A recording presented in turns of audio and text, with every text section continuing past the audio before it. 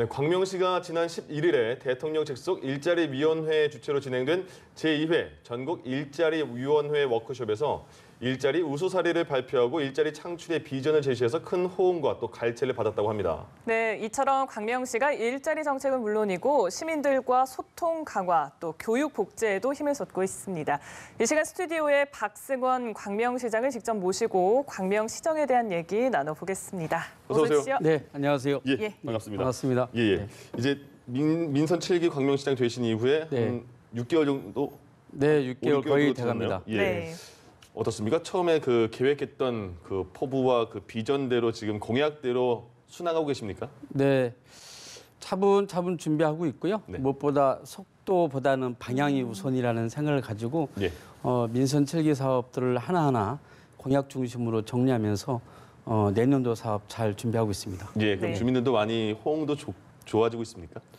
네, 아무래도 현장 중심으로 활동을 좀 많이 하다 보니까요. 주민들도 많이 좋아하고 네.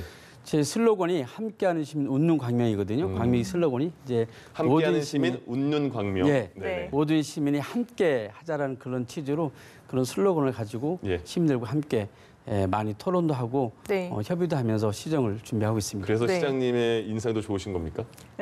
고맙습니다. 예, 굉장히 좋으십니다. 네, 예. 감사합니다. 네, 방금 말씀하신 것처럼 평소 시민이 답이다라는 네. 말씀을 자주 해오셨습니다. 그만큼 시민의 얘기를 듣는 그 과정을 좀 중요하게 여기신다라는 생각이 네. 드는데요. 또 네. 얼마 전에 500인이 모여서 원탁 토론회를 가졌다고 네. 들었습니다. 네. 이 자리에서 좀 의미 있는 얘기들이 오고 갔는지 궁금한데요. 네. 광명 시민 500인 원탁 토론을 했는데요. 그 선착순으로 이렇게 접수를 받았습니다. 일반 네. 시민들. 한 600명 정도가 이렇게 그 접수를 하셨는데 10명씩 하나의 테이블에 이렇게 500여 명이 참여해서 체육관에서 토론회를 3시간 동안 진행을 했습니다. 예. 그런데 그 토론회 과정에서 뭐 뉴타운 문제나 도시재생 문제나 교통 문제, 교육 문제, 일자리 문제 많은 이야기들이 나왔는데요. 예. 시민들이 가장 좋아하는 것은 네. 이 시정을 펼치는 데 있어서 내가 참여해서 같이 토론할 수 있었던 그 기회를 갖게 된 것에 대해서 굉장히 기뻐하시고요. 네네. 무엇보다 한 테이블에 10명이 모여서 자기 생각들을 주고받는데 자기 생각이 바뀌는 과정도 좀 봤고요. 그럴 그런 수 모습들을 있겠네요. 보면서 함께 우리가 시민들이 모여서 토론을 통해서 정책을 입안하고 결정하고 또 평가하는 이런 과정들을 거쳐나가는 500인 원탁 토론에 대해서 시민들이 굉장히 반응도 좋았고요. 향후에 부문별로 뭐 교육이나 환경이나 복지 분야별로 해서 100인 원탁 토론의 형식으로 좀 더 구체적인 네. 시민의 의견을 듣는 그런 노력들을 해달라는 주민들의 요청이 많습니다. 그렇군요. 그러면 앞으로도 계속해서 이런 토론회를 열 계획이신 거네요. 네, 저희가 조례를 만들었고요. 그래서 지속적으로 이 토론회를 진행할 계획을 갖고 있습니다. 근데 네. 장소도 뭐 굉장히 다양한 것 같습니다. 제가 기사를 보니까 네. 광명 동굴에서도 한번 진행하셨던 것 같은데요? 동굴에서도 청년들하고 예. 토론회를 진행했습니다. 아, 그럼 반응이 네. 더 좋았을 것 같습니다. 네. 분위기도 있고 운치도 네. 있고. 네. 알겠습니다. 그리고 우리 동네 시장실을 운영하신다고 했는데 이게 네. 그겁니까? 그 예전 동사무소 지금은 주민센터를 네. 각 동을 돌면서 네. 그 주민센터 안에서 계속 그들의 주민들과 계속 대화하는 건가 보죠? 그렇습니다. 예, 어떤 내용이 나왔고 어떻게 효과가 있었습니까? 한 달에 한 번씩 제가 그 동으로 찾아갑니다. 예. 아침 8시까지 출근해서 저녁 6시까지 그 동에서 근무를 하는 거거든요. 네. 그러니까 그 동에서 간부 회의도 하고 예. 결제도 하고 다 합니다. 그래서 오전 오후로 나눠서 그 지역도 같이 다 돌면서 청소 상태도 확인하고 경로당도 방문하고 또 어린이집도 방문하고 예. 또 독거노인들도 좀 방문하고 하면서 네. 그 동네의 실정에 대해서 다 파악하는 거거든요. 예. 그러니까 시장에 한번 온다고 하면 그 지역에서 활동하시는 분들이 다 모여서 그 동네의 현안을 다 들고 오십니다. 네. 저 뉴타운 지역 같은 경우에는 또 뉴타운과 관련해서 이해관계 있는 분들이 직접 찾아와서 네. 하소연하기도 하고 예. 가끔가다 우시는 분들도 아, 계시고요. 그렇군요. 그래서 동네에서 하루 종일 있다 보니까 시민들이 시장이 좀 가까이 있어서 좋다. 바로 옆에 있으니까 네네. 민원들이 빨리빨리 해결될 수 있어 좋다. 예. 뭐 이런 평가도 좀 하고요. 근데 시민들한테 직접 듣고 현장에서 답을 찾아내는 이런 과정들을 현재 좀 매달 한 번씩 진행을 좀 하고 있고요. 예. 네. 계속 할 생각입니다. 내일 또 광명 3동에서 일일 시장, 우리 동네 시장실 합니다. 그러니까 네. 현장의 목소리를 듣는 거는 굉장히 좋은 것 같은데요. 네. 생각해 보니까 그 지역 주민센터 직원분들은 굉장히 긴장하는 하루가 될 것 같은데요. 긴장 안 하게끔 하려고요. 제가 엄청 노력합니다. 그런가요? 그게 이제 농담도 좀 많이 하고요. 그게 안 되더라고요. 그게 알겠습니다. 네, 알겠습니다. 제가 인상이 좋아서요. 네, 맞습니다. 네. 그거 인정합니다. 네. 예.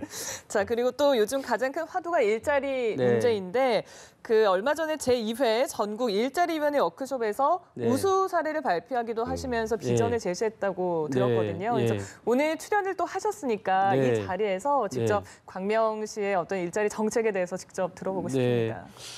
그러니까 기초자치단체에서는 우수 사례로 해서 발표를 했는데요.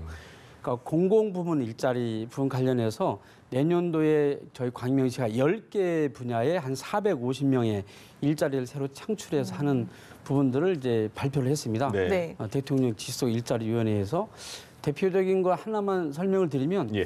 광명시가 뉴타운 지역이 11곳입니다. 예. 그러니까 향후 한 10여 년 동안 계속 뉴타운 사업이 진행되기 때문에 공사가 계속 이루어지는 거거든요. 네. 그래서 재개발 안전보안관을 구성을 해서 예. 거기에 이제 그 일자리를 만들기로 했습니다. 그래서 실제로 뉴타운 사업을 하다 보면 뭐 이렇게 새로 건물 짓고 뭐 부시고 하잖아요. 네. 그리고 거기 성면도 날리고 그렇죠. 미세먼지도 있고 또 예. 공사 과정에 여러 안전 문제도 있고 네, 소음도 특히 학생들 뭐 그 등하굣길에 안전 문제도 있고 네. 그래서 그런 것들을 전반적으로 좀 이렇게 안전을 책임질 수 있는 재개발 안전 보안관을 이렇게 새롭게 일자리로 창출해내는 그런 것들을 10개 분야를 했습니다. 예. 그래서 예를 들자면 그 청년들 같은 경우에 방과후, 농구, 풋살 그리고 그 4차 산업혁명과 관련된 그 3D 교육이나 드론 교육 이런 것들을 이 청년들이 가서 할 수 있게끔 하는 방법이나 예. 또 보육교사, 보조교사들 이렇게 지원하는 방법들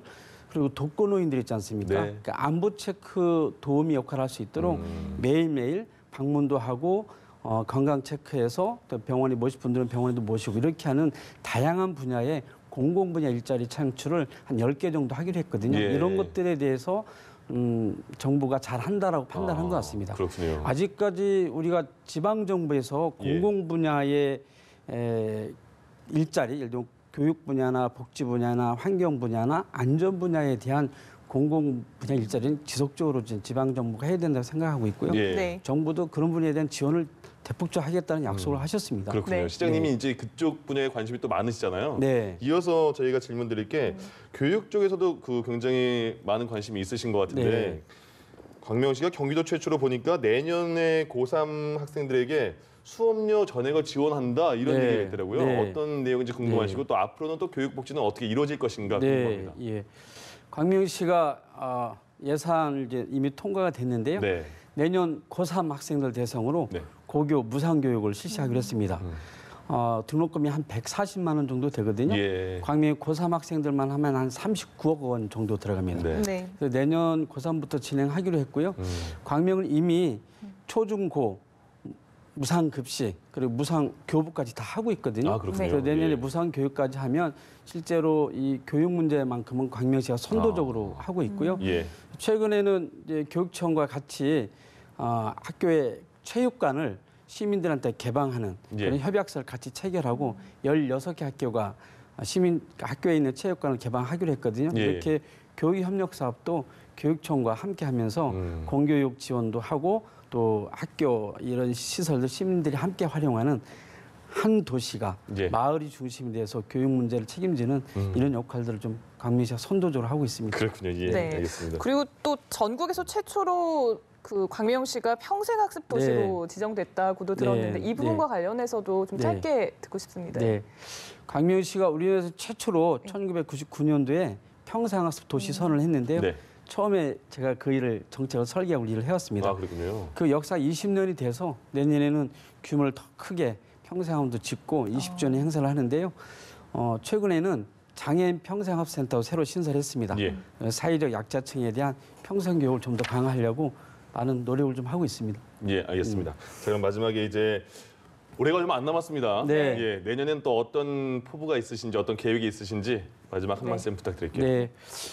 무엇보다 제일 중요한 것은 시민의 안전입니다. 네. 시민 안전을 가장 우선으로 해서 또 시민 스스로 모든 문제를 해결하는 자치분권 도시를 만드는 데 최선을 다할 생각이고요. 무엇보다 차별 없이, 소외 없이 시민이 모두 함께하는 예. 그런 광역을 만드는데 시민 여러분과 함께하도록 하겠습니다. 알겠습니다. 네. 자, 지금까지 인상이 상당히 좋으신 네, 감사합니다. 박승원 광명시장과 함께했습니다. 고맙습니다. 네, 고맙습니다. 감사합니다.